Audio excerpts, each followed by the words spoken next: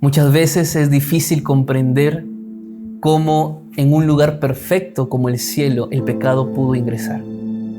A veces nos cuesta entender cómo un Dios de amor permite que haya guerras, dolor y sufrimiento en este mundo. La respuesta de todo lo que hoy el ser humano vive está en comprender la primera guerra que hubo en el cielo. Y de eso vamos a hablar en el primer estudio de este nuevo trimestre. La guerra detrás de todas las guerras. ¿De qué trata? Y sabes una cosa, hay esperanza y de eso quiero contarte. Quédate conmigo, aquí iniciamos el comentario del primer estudio de este nuevo trimestre.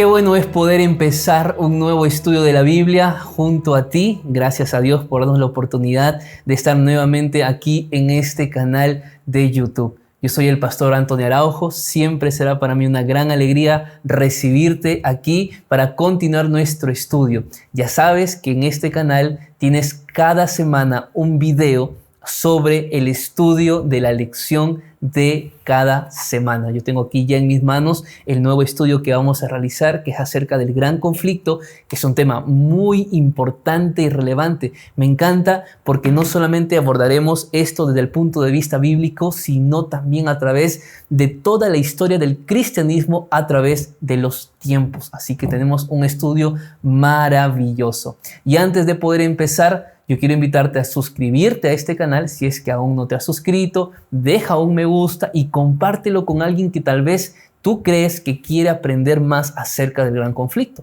En segundo lugar, quiero invitarte a que te unas a nuestra comunidad en WhatsApp. Ya somos más de 1,500 personas, alrededor de 2,000, así que si todavía tienes chance, únete a la comunidad porque allí semana a semana no solamente comparto los videos, sino también algunos materiales y recursos bíblicos o artículos teológicos para que tú puedas profundizar más en el conocimiento del tema de la semana. Y en tercer lugar, no quiero empezar este video sin dar gracias a mi querida iglesia en Manga, allá en Montevideo. Tuve días muy lindos con esta iglesia, así que les envío un fuerte abrazo, que Dios continúe bendiciéndolos en este camino de la vida cristiana, y también un abrazo grande para todos aquellos amigos que pude conocer, que son parte de esta comunidad y que los encontré allá en Uruguay. Gracias porque esta familia traspasa muchas fronteras, no sabemos hasta qué lugares llegan estos videos. Pero gracias a Dios y a ustedes que permiten que esta comunidad siga creciendo. Sin más, vamos a dar inicio al estudio de esta primera lección del nuevo trimestre. Allí donde estás, acompáñame, vamos a orar.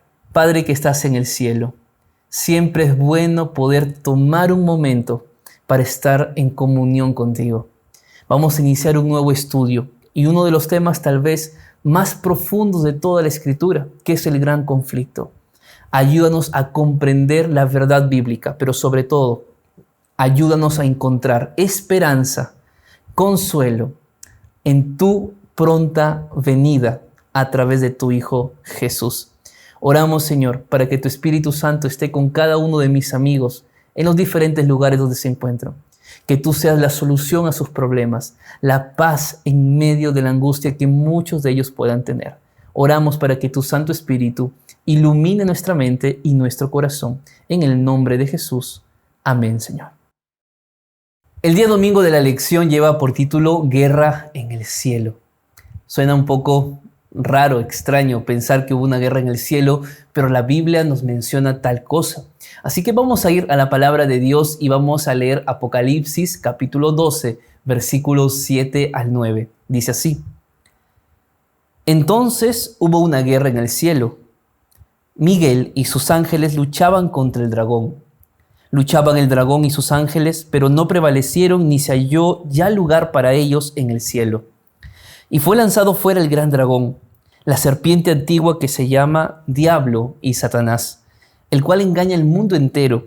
fue arrojado a la tierra y sus ángeles fueron arrojados con él. Algunos puntos claves importantes que la palabra de Dios menciona aquí. Número 1 es que específicamente y realmente hubo una batalla allá en el cielo. Entender cómo fue esta batalla, qué tipo de batalla fue, la Biblia no menciona. Entonces, tratar de dar una respuesta sería caer en la especulación y de eso no se trata. Pero sí hay algunos hechos muy concretos que estos versículos nos dicen. Primero, que quien luchaba era Miguel, que en este caso Miguel es Jesús, y luchaba Miguel contra el dragón. El dragón que claramente entendemos y por definición de Juan en el versículo número 9, ese dragón que es la serpiente antigua se refería a Satanás. Pero es interesante y llama mucho mi atención que Apocalipsis 12:7, más que querer mostrarnos que hubo una guerra en el cielo, el punto principal de Apocalipsis 12:7 al 9 no es que hubo una guerra en el cielo, sino que aquel que empezó la guerra en el cielo ya es un enemigo derrotado.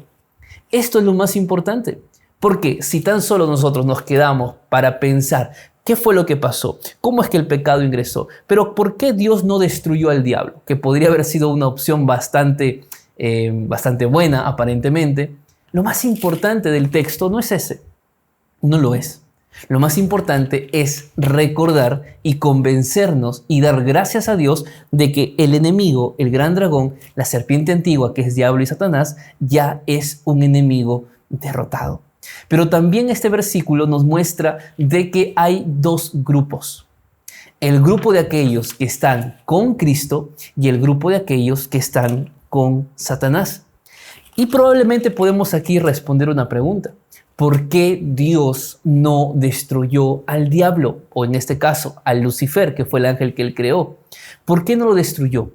¿Podía Dios destruirlo? ¿Sí o no? La respuesta es sí. Porque si decimos de que Dios no podía, estamos diciendo de que Dios no es todopoderoso. Y desde el punto de vista bíblico, Dios es omnipotente. ¿Podría haber destruido a Lucifer? La pregunta es, ¿por qué no lo hizo? ¿Por qué dejó que Lucifer continuara con sus planes malévolos?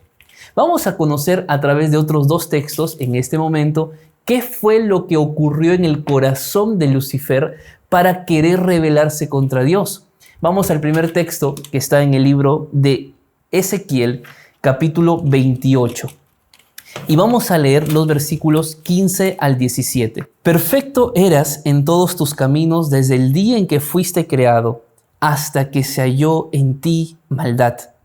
A causa de tu intenso trato comercial, te llenaste de iniquidad y pecaste, por lo cual yo te eché del monte de Dios y te arrojé de entre las piedras del fuego, oh querubín protector. Se enalteció tu corazón a causa de tu hermosura, corrompiste tu sabiduría a causa de tu esplendor.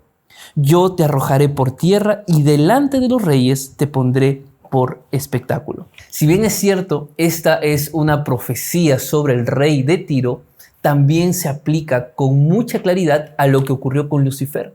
Date cuenta que Dios no creó un ser imperfecto. Dios crea a un ángel perfecto. Perfecto hasta que se halló en el corazón de este ángel maldad.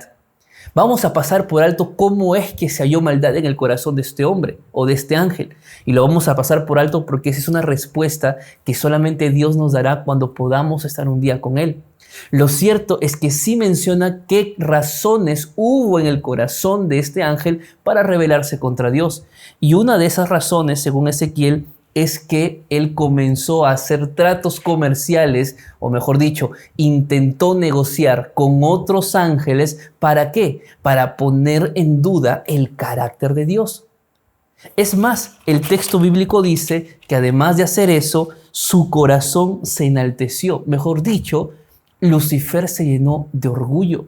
¿Orgullo por qué? Porque probablemente era el ángel más hermoso, como dice la palabra de Dios. Pero el hecho de que sea el ángel más hermoso no significa de que él tenía que ser adorado. Él cometió el error de pensar de que la adoración que solamente Dios merecía, él también podía recibirla. Vamos a otro texto para comprender un poco más acerca de lo que pasó en el corazón de Lucifer. Vamos al libro de Isaías, capítulo 14, versículos 12 al 14. ¿Cómo caíste del cielo, lucero, hijo de la mañana? Derribado fuiste a tierra, tú que debilitabas a las naciones. Tú que decías en tu corazón, subiré al cielo, en lo alto, junto a las estrellas de Dios, levantaré mi trono, y en el monte del testimonio me sentaré en los extremos del norte. Sobre las alturas de las nubes subiré, y seré semejante al Altísimo. ¿Cuál era el deseo de Lucifer? Ser semejante al Altísimo. Quería recibir la misma adoración que el Altísimo. Él tristemente pensó que la gloria de Dios era también su gloria. Él tristemente pensó que aquel honor y poder que había recibido Dios era también para él, pero se equivocó. Codició a Dios y al codiciar su corazón se llenó de descontento, de orgullo, de egoísmo y empezó a colocar en duda el amor por Dios. Cuando nosotros leemos Conflicto de los Siglos, capítulo número 3 y 4, o leemos Patriarcas y Profetas, los primeros capítulos, o Historia de la Redención, vamos a notar que tristemente Lucifer recibió muchas veces la oportunidad de arrepentirse.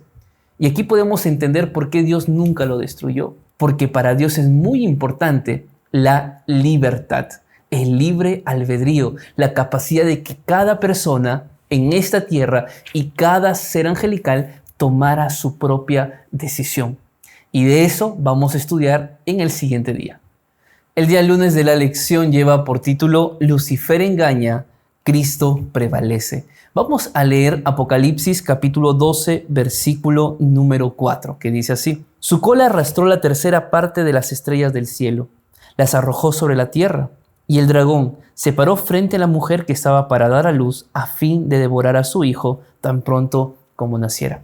Vamos en el día lunes de la lección a centrarnos en la primera parte de este texto, que dice que el dragón hizo que la tercera parte de las estrellas cayeran a la tierra. ¿Por qué? ¿Y a qué estrella se refiere? Bueno, estas estrellas se refieren a los ángeles que cayeron del cielo juntamente con Lucifer. Pero aquí hay un detalle importante.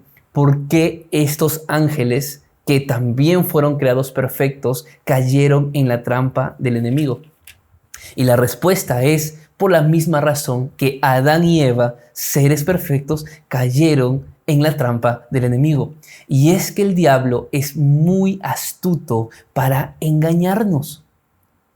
Y tú podrás decir, pastor, yo sé lo que es verdad, yo sé lo que es mentira, yo creo que a mí el diablo no me va a engañar.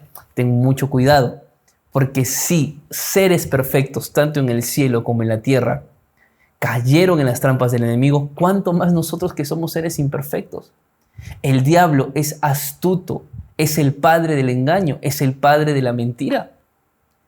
Y esas mentiras no siempre se van a mostrar a través de algunas cosas que te puedan pasar en la vida. Esas mentiras muchas veces nacen en tu mente.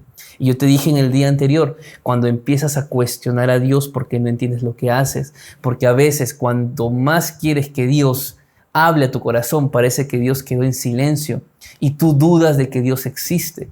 Cuando tuviste que experimentar una tragedia en tu familia de alguien que no merecía la muerte y tú te preguntaste por qué, si realmente Dios está con nosotros, por qué permite muchas veces muertes de manera repentinas o trágicas.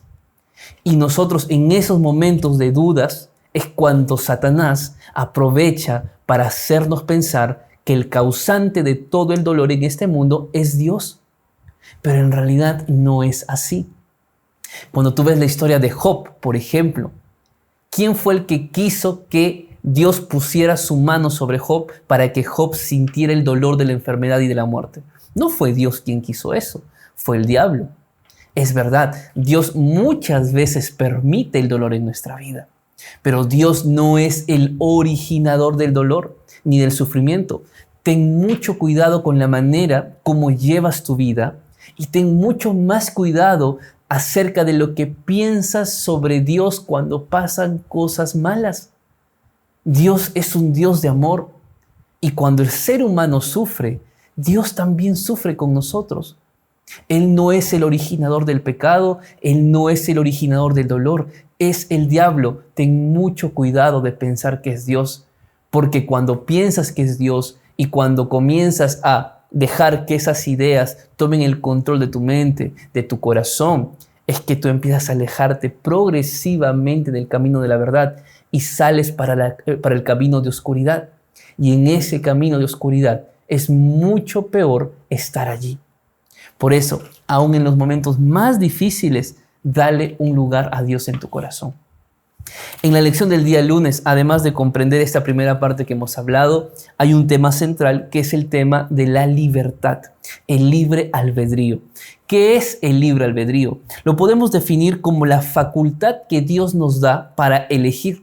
La facultad que Dios nos da para elegir y tomar nuestras propias decisiones. Y tú dirás, pero ¿por qué Dios quiere que tomemos decisiones? Por una simple razón. Porque donde hay amor, no hay opresión. Cuando el ser humano ama a Dios de manera natural, la obediencia a Él es de manera natural.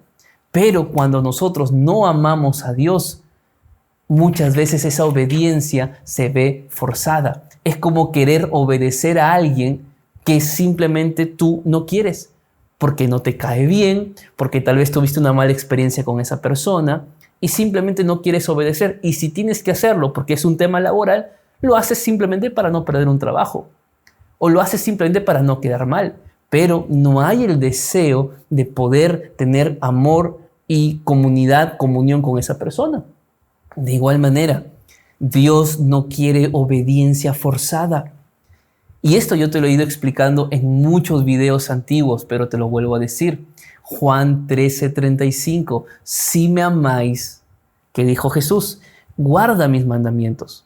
Dios no espera obediencia sin amor. Cuando tú obedeces a Dios sin amor, esa obediencia tú la sientes como una carga muy pesada que no puedes soltar. Porque sientes que te limitan. ¿Por qué? Porque no hay amor por Dios. Pero cuando tú amas, naturalmente esa obediencia no es forzada. Por eso, un principio que hubo en el cielo y un principio aquí en la tierra es el principio de la libertad. Adán y Eva tuvieron también el privilegio de tener este principio de la libertad. Vamos a leer qué dice Génesis en el capítulo 2, versículos 15 al 17. Tomó pues Jehová Dios al hombre y lo puso en el huerto de Edén para que lo labrara y lo cuidara. Y mandó Jehová Dios al hombre diciendo, de todo árbol del huerto podrás comer, pero del árbol del conocimiento del bien y del mal no comerás, porque el día que de él comas, ciertamente morirás. Estos versículos revelan algunos detalles importantes acerca de lo que ya Adán y Eva conocían acerca del gran conflicto. Porque el versículo número 16 dice que Dios les dice, miren, de estos árboles pueden comer, pero de este otro no pueden. Es decir, Adán y Eva ya entendían qué cosas debían hacer y qué cosas no debían hacer. Es importante este punto. Segundo detalle. Yo he escuchado a muchas personas que dicen que Dios es un Dios egoísta y fundamentan diciendo de que ¿por qué Dios no dejó que Adán y Eva comieran del fruto? Si Dios no dejó eso es porque Dios es egoísta, porque Dios es malo. ¿Qué de malo tenía que Adán y Eva comieran de ese fruto? Más allá de que comer era una prueba de lealtad, date cuenta de que Dios no puso un solo árbol en el Edén. Dios puso muchos árboles. Es decir, cuando muchas veces Dios nos dice, mira, no es bueno que hagas esto, no es porque aquello sea tu única opción. Dios te da un panorama con muchas más opciones, pero permite de que al mismo tiempo, dentro de todas las opciones que tú puedas elegir, haya por lo menos una que no sea lo mejor para tu vida. Pero no significa que Dios sea egoísta, simplemente quiere protegerte de esa situación, pero te da muchas más cosas alrededor de aquello que puede ser para ti una prueba de lealtad. Tristemente, Adán y Eva, en vez de ir por aquellos árboles que sí podían y que eran muchos más que tan solo aquella prueba de lealtad. Tristemente, Adán y Eva fueron por aquel árbol que no debían acercarse. Es triste, es verdad, pero es verdad. Muchas veces nosotros actuamos igual, con terquedad. Dios tiene un camino trazado para nosotros, pero a veces nosotros buscamos el camino que Dios no trazó. Y luego, al caminar, al transitar por ese camino, llegan los problemas, llegan las crisis, y le echamos la culpa a Dios de todo aquello, cuando en realidad lo que hemos decidido es seguir nuestro propio camino. Aún con todo, Dios sabe cómo llevarte de tu camino al camino que Él trazó para ti. Pero tienes que tomar una decisión. Por eso la palabra de Dios en el libro de Josué, capítulo 24, versículo 15, dice así: si mal os parece servir a Jehová, escogeos hoy a quién sirváis. Si a los dioses a quienes sirvieron vuestros padres cuando estuvieron al otro lado del río, o a los dioses de los amorreos en cuya tierra habitáis. Pero yo y mi casa serviremos a Jehová. Yo te pregunto, ¿qué decisión quieres tomar en este día? Porque al final son tus decisiones. Dios no va a decidir por ti. La vida está llena de decisiones. Decisiones simples, como despertarse, como ducharse, como comer, como ir al trabajo, como ver este video. Son decisiones. Pero hay decisiones que son trascendentales. Escoger a Dios o escoger a Satanás. Josué dijo, pero yo y mi casa serviremos a Jehová. Aun cuando no entiendas muchas cosas que pasan en tu vida, aun cuando parece que el mundo cae sobre tu encima y no sabes qué hacer, no puedes respirar más, cuando la angustia se apodera de ti, cuando la incredulidad se apodera de ti, escoge en ese momento, o sirves a Dios o sirves al enemigo. Pero yo y mi casa serviremos a Jehová. El día martes de la lección lleva por título El planeta Tierra se ve afectado. ¿Qué fue lo que pasó en el principio de la creación de este planeta? ¿Cómo es que el diablo llega a engañar a Eva principalmente y luego a Adán? Vamos a leer la palabra de Dios en Génesis capítulo 3, versículos 1 al 3, que dice así: la serpiente era más astuta que todos los animales del campo que Jehová Dios había hecho. Y dijo a la mujer: ¿con qué Dios os ha dicho, no comáis de ningún árbol del huerto? Y la mujer respondió a la serpiente: del fruto de los árboles podemos comer, pero del fruto del árbol que está en medio del huerto, dijo Dios, no comeréis de él, ni lo tocaréis, para que no moráis. Aquí hay varios detalles importantes que muestran la estrategia del diablo y que esa estrategia, por más que empezó hace miles de años atrás, sigue siendo hasta el día de hoy su misma estrategia de engaño. Y miren, vamos a entender algunos detalles aquí. Primero, el diablo se presenta en forma de serpiente, que la serpiente para aquel entonces era un animal volador, no era un animal que se arrastra. Luego de el pecado que ingresó al mundo, Dios sentencia a la serpiente en el versículo número 14 y le dice que sería ahora un animal que se arrastraría para siempre. Pero antes de ser un animal que se arrastraba, era un animal que volaba. Siguiente, la pregunta de Lucifer o del diablo. Ya no Lucifer, la pregunta del diablo. Su pregunta es interesante y le dice: ¿con que Dios os ha dicho no comáis de ningún árbol del huerto?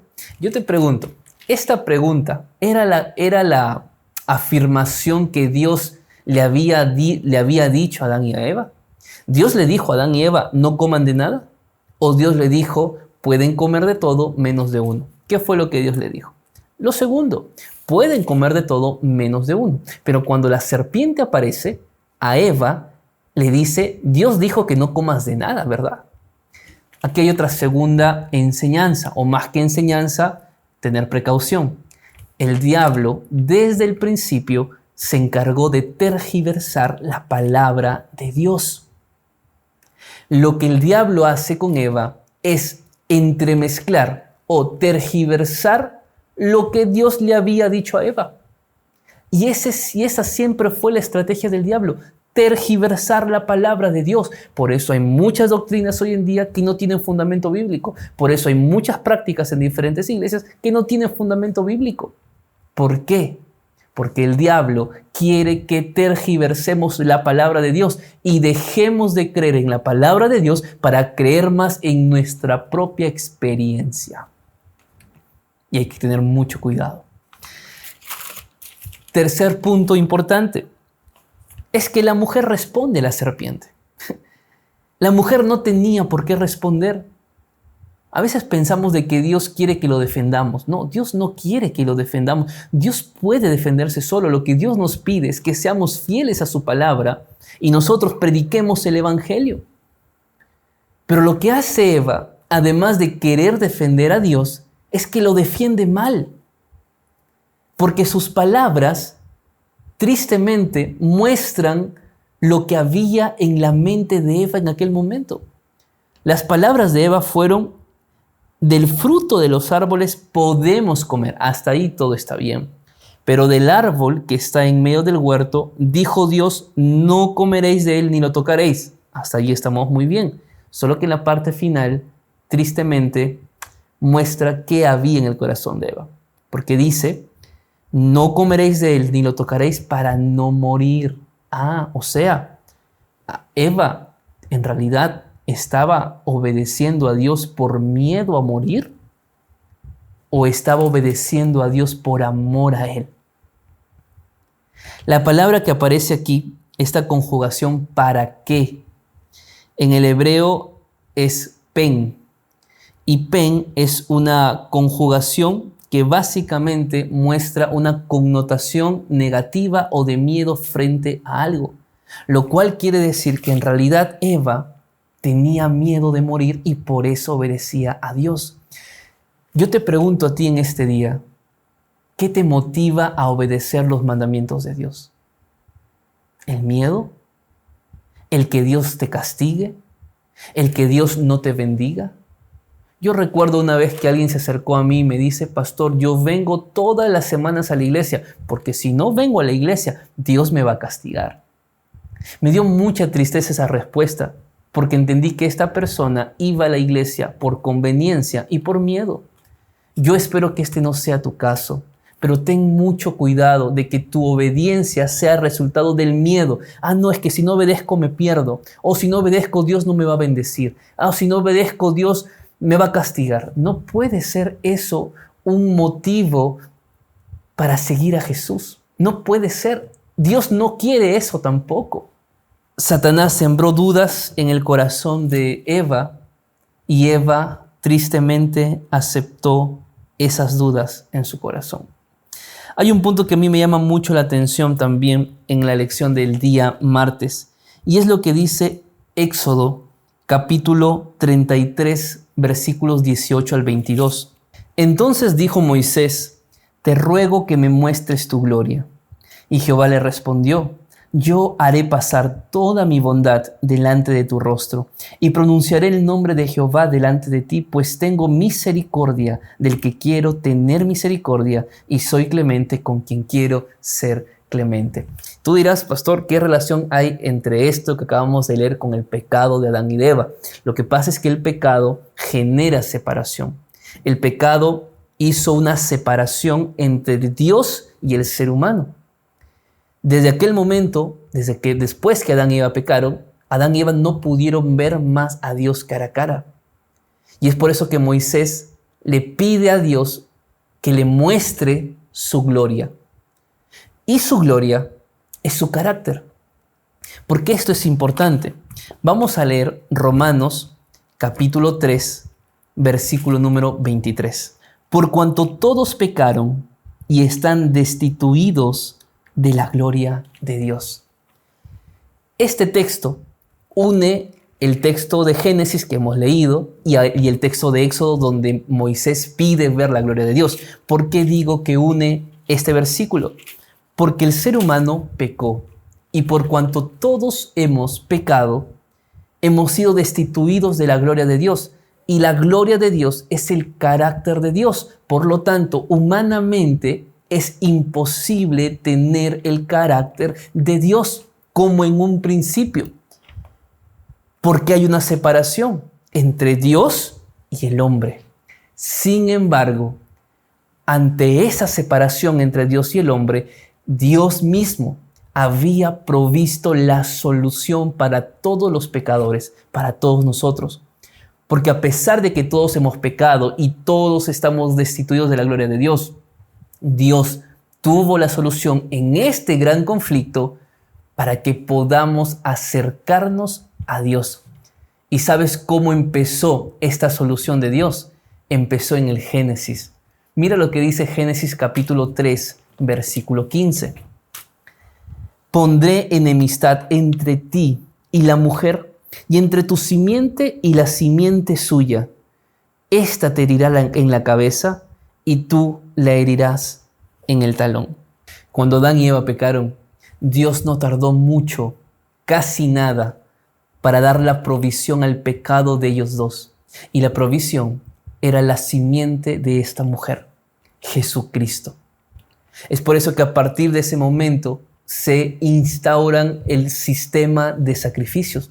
Tú vas a ver en Génesis capítulo número 3, en el versículo número 21, que Dios viste a Adán y Eva con pieles de animales, con túnicas de pieles de animales. Pero para vestirlos con pieles de animales, ¿qué tuvo que haber? La muerte de un animal, la muerte del primer cordero. No vamos a ahondar mucho aquí, pero yo tengo una predicación donde hablo acerca de ese tema y me gustaría que tú puedas verlo. En este lado de aquí vas a encontrar un enlace para que luego de ver este video vayas a este enlace y comprendas más qué fue lo que pasó en el jardín del Edén. Pero ¿dónde quiero llegar? Es que a partir de ese momento se instauran los sacrificios, no porque el cordero muerto traía salvación, sino pensando simbólicamente de que un día un cordero vendría a liberar al pueblo del pecado. Y cuando Jesús llegó al mundo y fue al río Jordán y Juan el Bautista lo vio, Juan el Bautista dijo: he aquí el Cordero de Dios que quita el pecado del mundo. Cristo es la solución en este gran conflicto para ti y para mí. Cristo es la provisión que tú y yo necesitamos en este gran conflicto. Tú decides si aceptas esa provisión o la rechazas. El día miércoles de la lección lleva por título El amor encuentra una manera. Y es que justamente el amor de Cristo se mostró desde el Génesis. De hecho, el plan de salvación estuvo diseñado antes de que el mismo ser humano cayera en pecado. Pero la provisión se mostró cuando Dios colocó esas túnicas de pieles de animales a Adán y a Eva, donde les mostró el plan de la salvación y qué tendría que acontecer para que aquel pecado que tanto daño empezaría a hacer al ser humano un día pueda acabar. Vamos a leer Hebreos capítulo 2, versículo 9. Dice la palabra de Dios: pero vemos a aquel que fue hecho un poco menor que los ángeles, a Jesús, coronado de gloria y de honra a causa del padecimiento de la muerte, para que por la gracia de Dios experimentara la muerte por todos. Cristo murió por todos, y todo el que desee tomar los beneficios de esa muerte puede hacerlo. ¿Cuáles son esos beneficios de su muerte? Tu salvación, el perdón de tus pecados y una vida nueva con Cristo Jesús. Es interesante y al mismo tiempo es triste que haya muchas personas que por más que escuchan la palabra de Dios y el mensaje, no deciden entregarle completamente su vida a Dios. Y a veces piensan de que es suficiente con ser buenas personas. En realidad no es suficiente. Tenemos que aceptar el regalo de la salvación y vivir de acuerdo a aquella salvación que hemos aceptado. Así como nuestros pecados fueron imputados a Cristo como si fueran suyos, de la misma manera la justicia de Cristo fue dada para nosotros como si fuera nuestra. Probablemente tú te preguntas en este momento de tu vida si Dios aún puede perdonar tus pecados. Tal vez has llegado a un punto en tu vida donde piensas si vale la pena continuar orando a Dios porque en realidad ya no sabes si Él sigue escuchándote. Tal vez hablo para alguien que en su corazón tiene vergüenza de levantar los ojos al cielo por tantas cosas malas que ha hecho aquí en la tierra. O simplemente tienes vergüenza porque piensas que ya decepcionaste a Dios pidiéndole perdón por tantos pecados, pero sigues cayendo en aquellos mismos pecados hasta el día de hoy. Sabes, tu salvación no son por tus fuerzas ni por tus méritos, es por la gracia redentora de Cristo Jesús.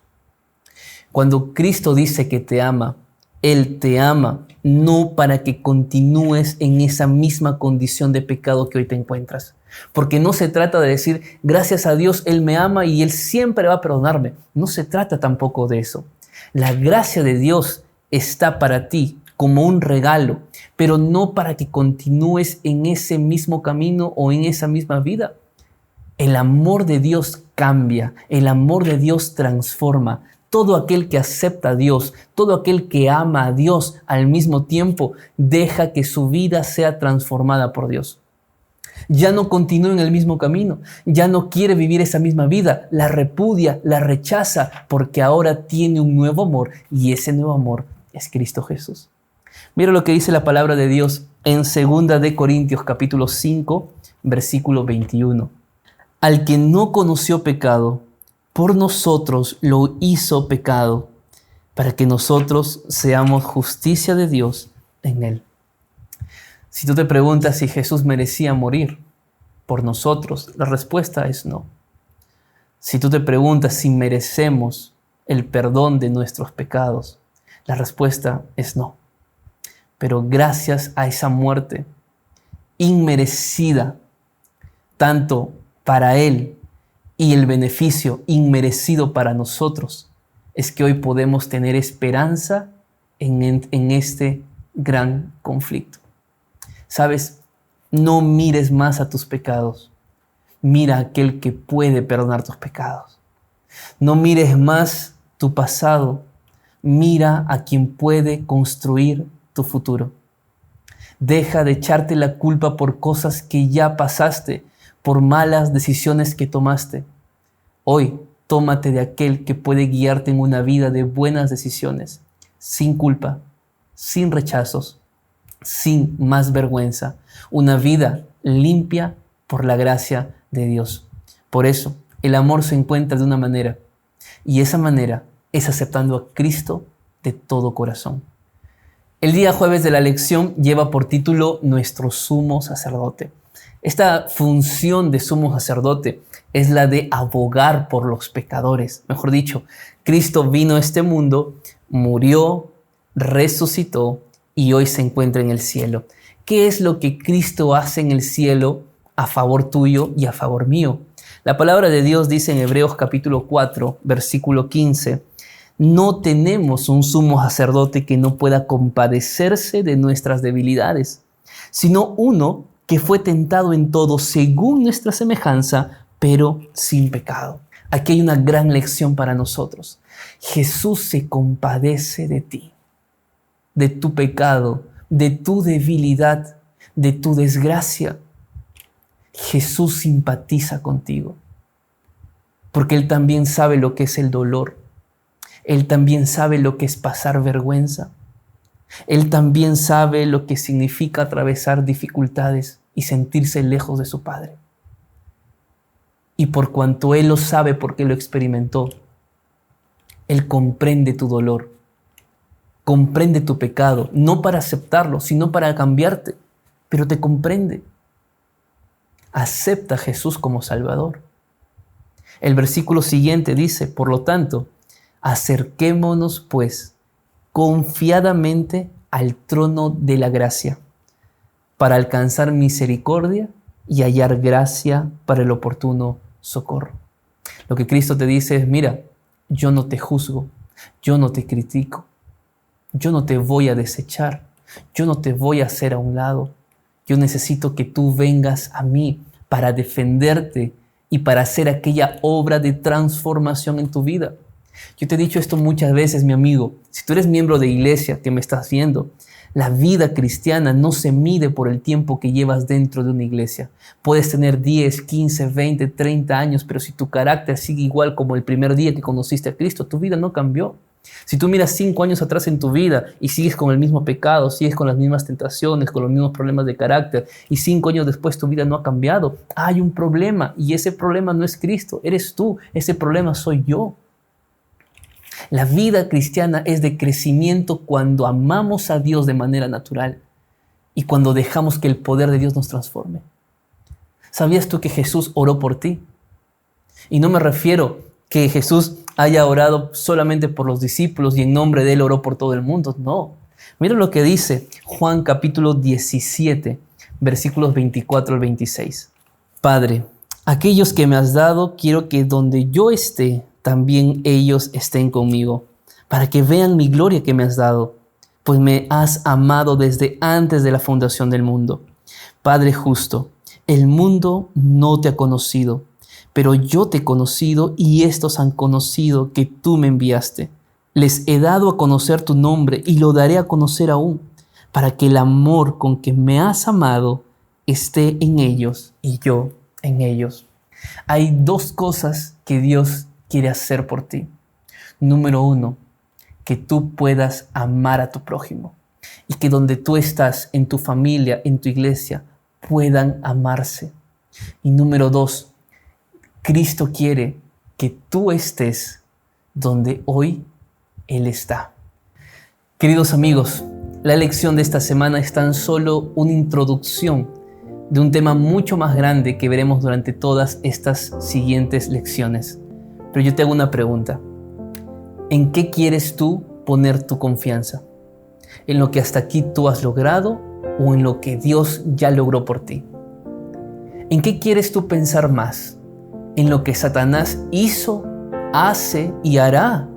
¿O en lo que Cristo Jesús hizo, hace y hará? Mi deseo es que tu vida esté puesta en las manos de Dios. A pesar de que existan muchas cosas que tú ves en la vida, injustas, cosas sin sentido, muertes, tragedias, guerras, gente desalmada, gente sin corazón que hace daño a las personas, por favor piensa más que un día todo este dolor acabará, porque aquel que hizo el mundo perfecto volverá a hacerlo nuevamente perfecto. Si te gustó este video, compártelo con alguien que también necesita esperanza. Y te cuento que en la siguiente semana veremos el ataque del diablo a los primeros cristianos. Si no te quieres perder este video que viene la siguiente semana, suscríbete al canal, únete a la comunidad y deja un comentario. ¿Qué te pareció el estudio de esta semana? Conmigo será hasta el próximo video. Te envío un fuerte abrazo. Que Dios te bendiga.